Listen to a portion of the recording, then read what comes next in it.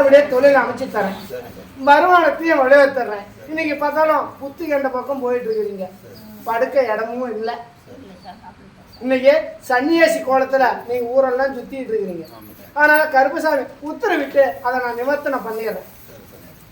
எல்லாம் நல்ல இடமா ஒரு இடத்துல உட்கார வச்சிடறேன், மக்களையும் சிறப்பா வழிவகுத்து கொடுத்துறேன். இன்னைக்கு தொழில் மேம்பாடு அப்படின்னு பார்த்தாலும் தொழில் இல்லை. இன்னைக்கு உன்னை கண்டுக்க மாட்டேங்கிறாங்க, அவங்கெல்லாம் நல்லா இருக்கிறாங்க. என்ன பண்ணலாம்? யார் அடிச்சது ஒண்ணா? நீ எதுக்கு அடிக்கிற? அடி வாங்குற? அடிச்சா நீ வாங்கிப்பியா? கருப்பசாமி உத்தரவிட்டு அவனுக்கு ஒரு சோதனையை கொடுத்துறான். அவன் காலில் உழுவு வச்சான். யா பிள்ளைங்க அடிச்சா வாங்கிப்பியா?